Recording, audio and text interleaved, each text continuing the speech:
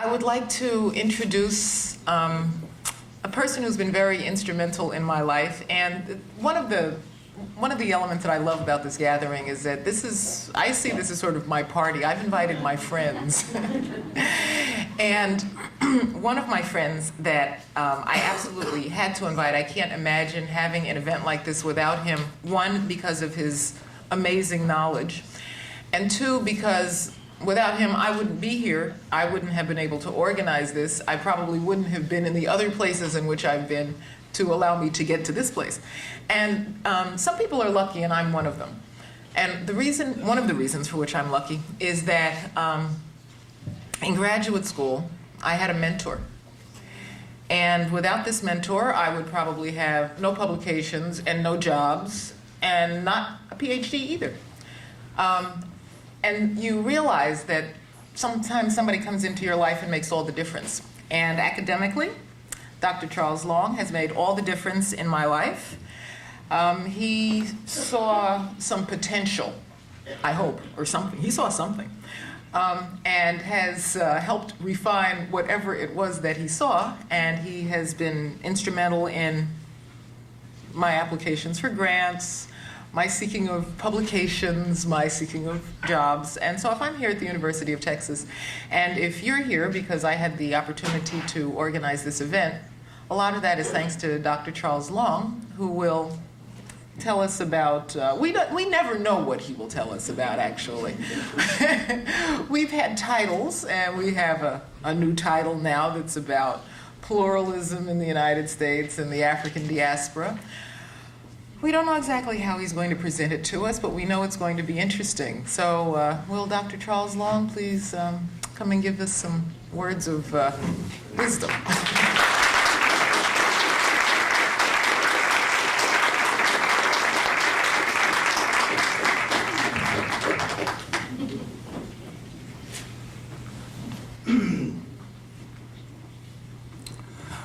Thank you very much, Sheila. I can't say very much about Sheila because, as she said, as she put it, accused me, I'm responsible for her. So anything she does that's sort of ambiguous, it's my fault. She's right. This is the second title I gave them. And I probably am going to talk about something like this. The reason for it is that I found out that really in your life you only have, if you're very fortunate, one idea. And what you can do is, it's like an apple. You can polish it on this side, or polish it on that side, or polish it on the other side. It's hard to find anybody in the world who's had more than one good idea. And I hope I have at least a piece of one good idea. I call it this time purity/danger in pluralism, neglected meanings of the African diaspora. So let me tell you what I'm going to talk about. First of all, I think that there's a great deal of the stylization and actual expression of some notion of purity when one thinks about Africa. Purity in the sense of a normative meaning of Africa. Africa is a place that is a pure place, and you go there and you get some pure Africa, whatever that is. Also, there's a notion of a certain kind of purity about African Americans who unconsciously probably think they are the normative Africans of the diaspora. Unconsciously, they feel that all other Africans in the Americas are more or less like them, or they are the norm for them, or if they're not like them, they ought to be like them. And I want to also talk about purity from the point of view of those who think that the diaspora itself is a monolithic thing, who speak of the diaspora as if, oh, I'm in the diaspora, as if we know exactly what that means. So my lecture presupposes several intellectual trends and themes regarding the meaning of the African diaspora in that part of the Atlantic world identified as the United States.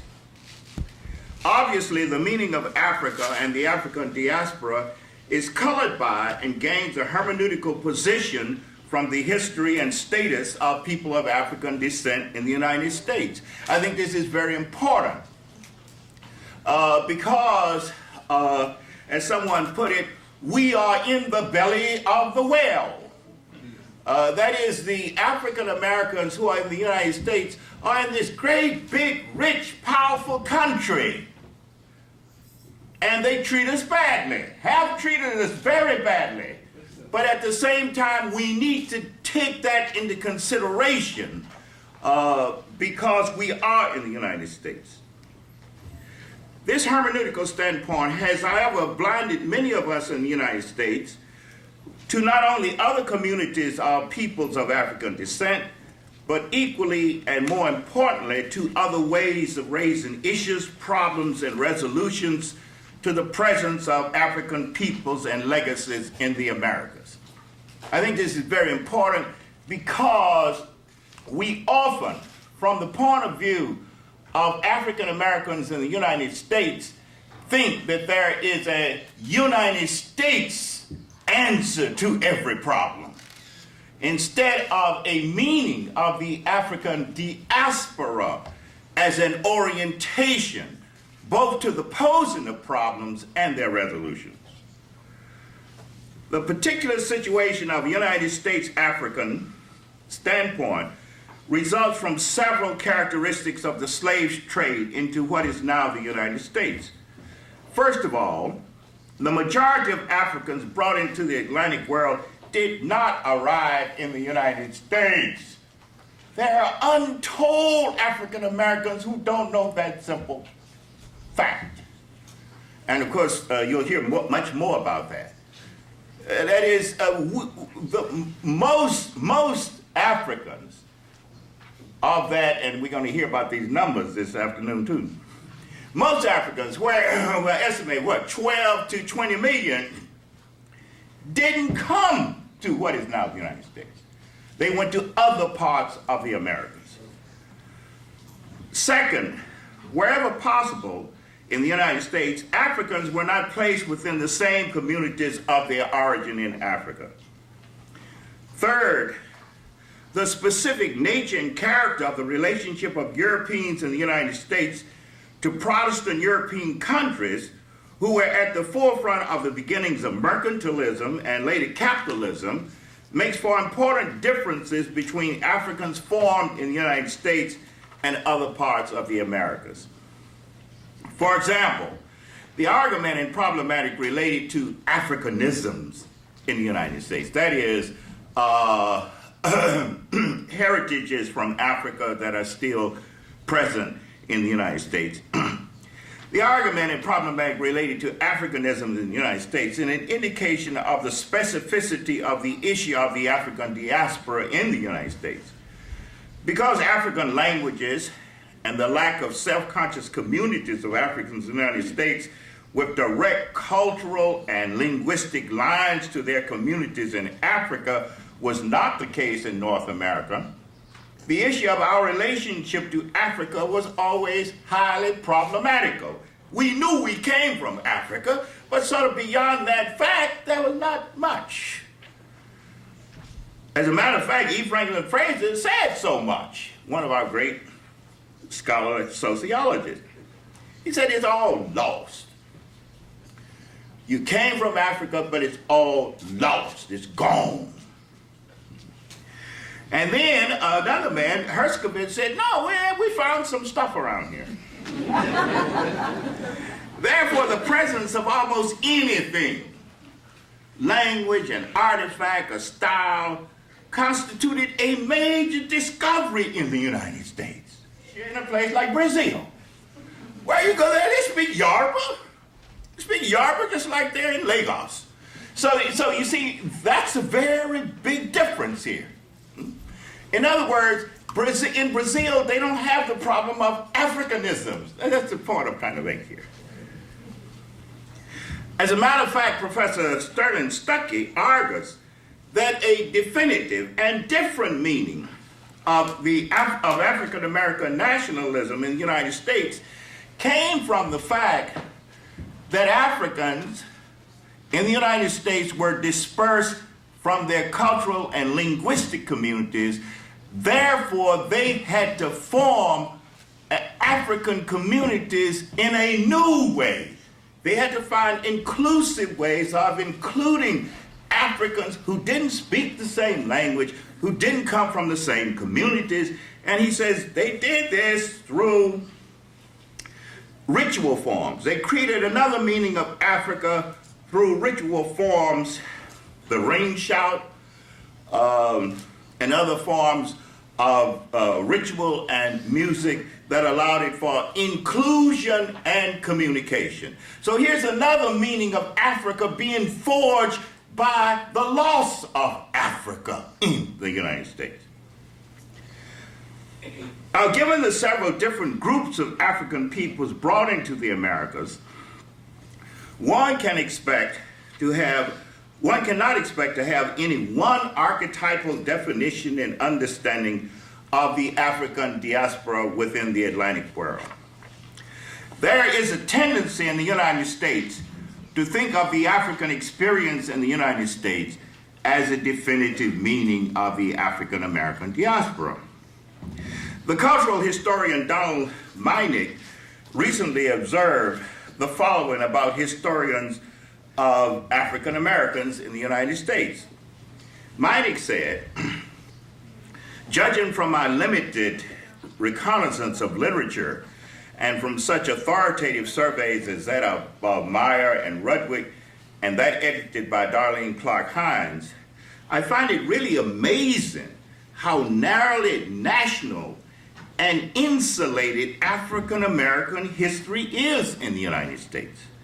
So far, we seem to have looked into this wider Afro-American world only in terms of the static model comparisons of America with Cuban or Brazilian slavery. The only external area of intrinsic interest is Africa itself. But I suppose I should not be surprised," he says, "for American history in general has yet to be cast within the appropriate context of an Atlantic world. When it is, we shall be able to see how the Afro-Americans have been a major component of a vast dynamic pattern and process over the whole 500-year span of our history.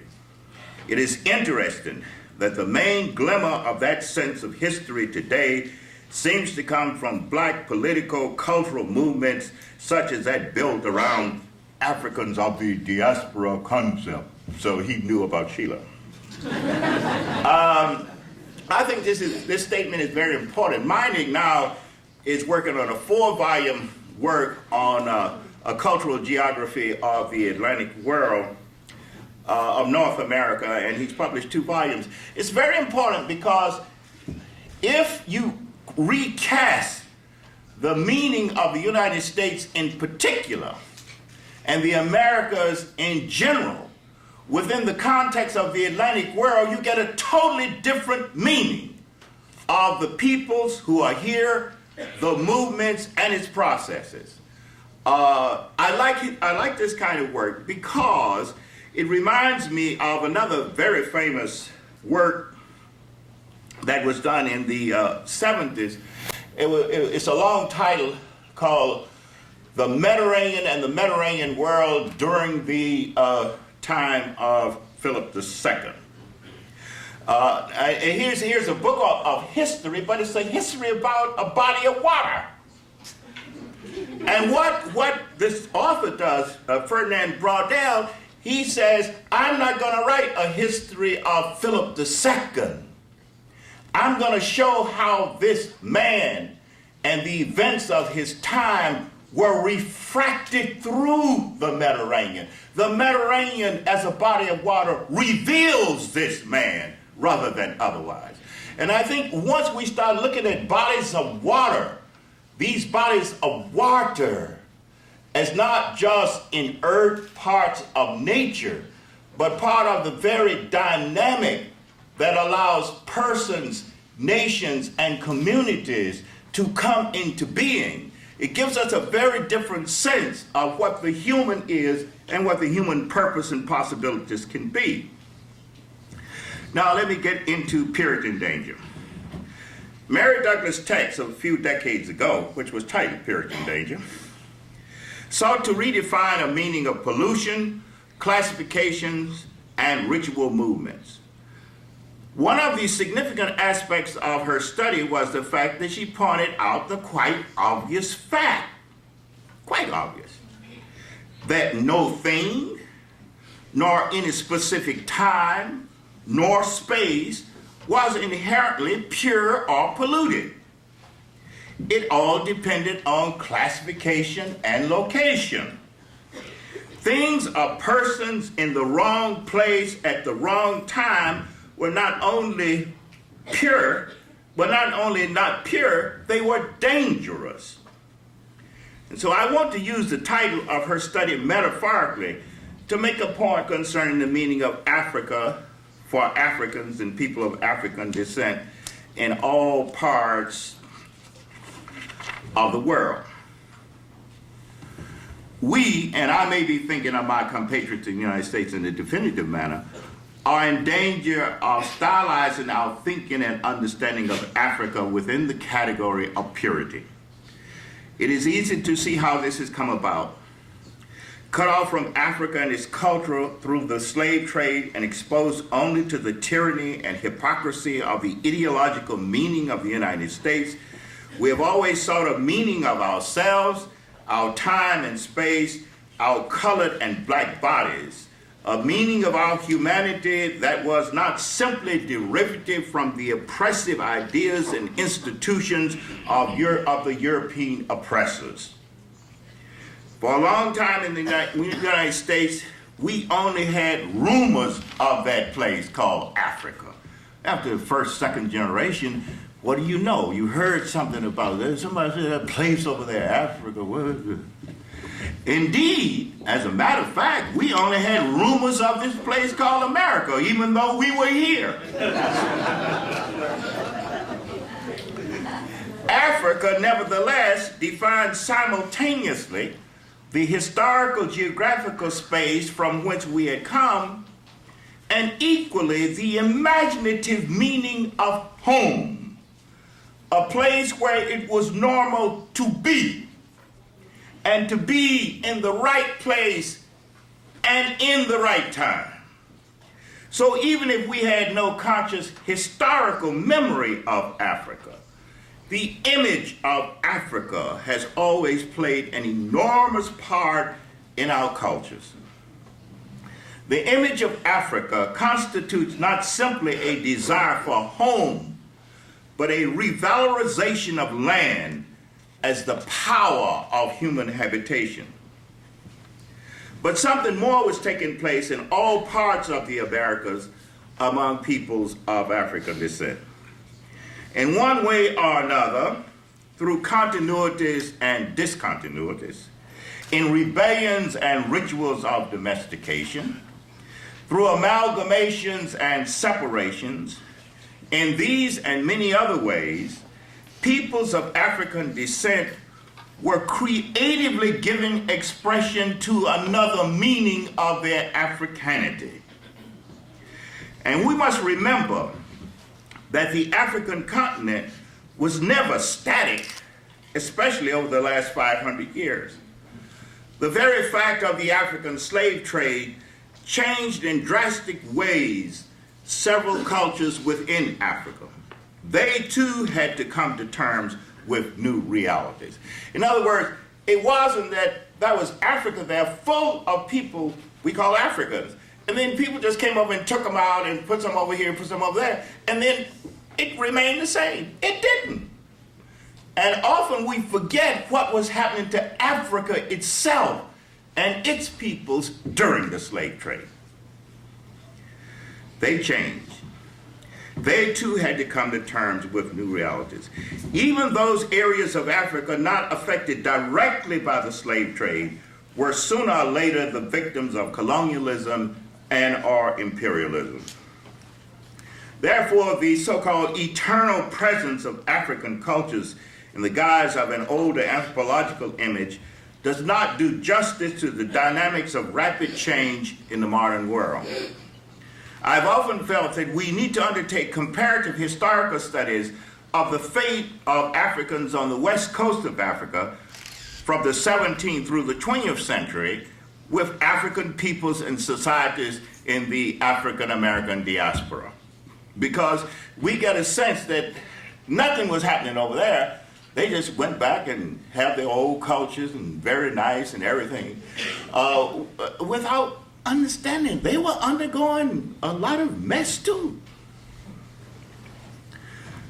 Just as Africans in Africa could not be understood and defined by the geographical boundaries of colonial states, Africans in the Atlantic world could not simply be defined through their origins in Africa.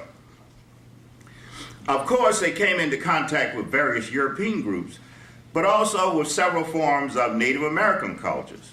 But not just that kind of contact either. Africans from the Caribbean met other Africans from Mesoamerican Mexico in the construction of the Panama Canal, for example.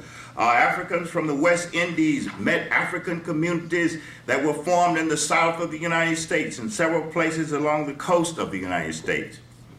During the American Revolutionary War, Africans from several of the middle colonies were taken to Canada, where they met other Africans who had been brought directly from Africa to Canada. In other words, we must deal with several dynamic changes within the diaspora. Changes on the African continent, African contact with other Africans within the Atlantic world, African contacts with Europeans and Native American peoples, and Africans return in various times and places back to Africa and then coming back again. Just as the peoples of the African continent cannot be defined in a monolithic manner, the Africans of the diaspora express several differing orientations within the worlds of their formation. We might look for the meaning of Africanity not simply through a search for origins, but equally within the worlds of culture and meaning that these Africans have made outside of the African continent. Last part, the middle passage, tragedy, movement, and metamorphosis. The one formative structure that distinguishes and literally separates Africans in the Atlantic diaspora from continental Africans is the passage across the Atlantic, the middle passage, the coming across in those boats. And you need to find pictures of these boats. They're absolutely fascinating, terribly fascinating. How people could make a ship, self-consciously design a ship to store people in it this way to take across the ocean. In other words, this was not an improvisation. They didn't say, well, I got this old boat, let's see if we can put the people in it.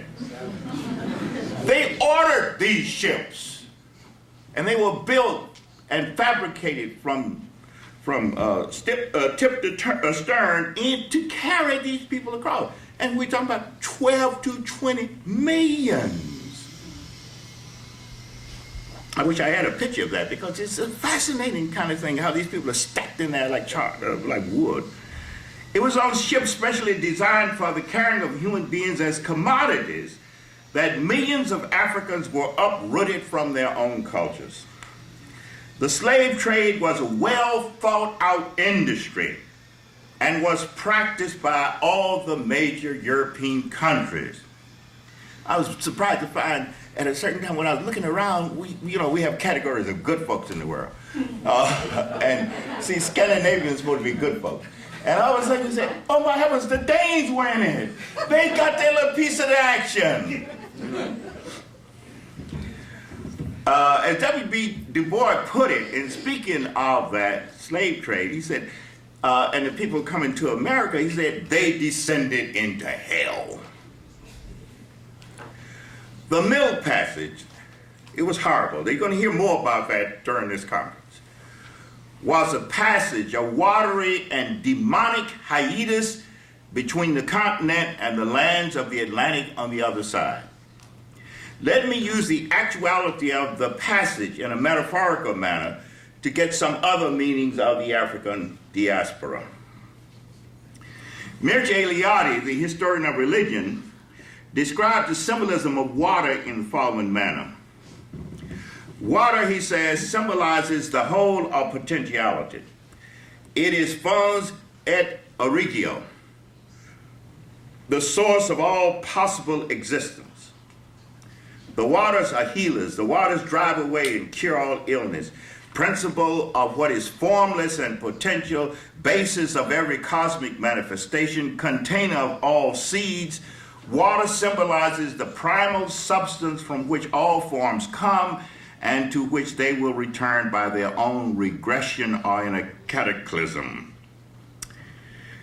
End of quote. The meaning of the passage as water seems to be indelibly formed in the consciousness of several Africans in the diaspora, especially in North America. In music, we have the spiritual wade in the water. In poetry, the great poem by Langston Hughes, I've Known Rivers. In scholarship, that great book by Vincent Harding, There is a River. In all cases, the ambiguity of the passage marks a mode of consciousness. It is a passage as a cataclysm, a destruction, a holocaust, and is the passage as a basis for the renewal of the world. This renewal is in the form of transformations, improvisations, and adaptations. I think it is very important that we remember this passage because we are probably the largest group of people in the modern world who are who we are by virtue of our origins through an involuntariness. We represent an involuntary consciousness in this world. And that involuntary consciousness has to do with our capacity to think against things, to think subversively, to think not simply in terms of continuities. The passage was a continuity. Those people on the boats represented a discontinuity. The metaphor of the middle passage as water also represents the creolization of the Atlantic world through the African presence. And by creolization, I don't simply mean the contact and communication among different kinds of people, which occurred because of the African presence, but also as a method, a way of thinking about diversity, which is much more serious than what we call pluralism in this country. A way of thinking really about diversity as a normativity of life and not something you're going to do simply because you're trying to get around doing what you ought to do. Now, there's a diversity of peoples of all sorts in the world of the Atlantic, and there's a diversity of African peoples in the Atlantic world. Such a diversity calls for modes of thought as diversions, reconsideration of meanings that will allow the several modes of African people and African thought to creatively transform the Atlantic world and all the peoples in it. My own feeling is that very much in the mode in which Martin Luther King used to talk about the civil rights movement, that unless we dealt with that issue, it wasn't simply for black folk, that the country itself was at stake in the civil rights movement. And they were blind if they didn't understand that. I feel that the world might be at stake unless the full meaning of that African presence in the modern period is first of all admitted, secondly understood, thirdly creatively embraced by African peoples and everybody else in the world. This may be our last best hope. I thank you.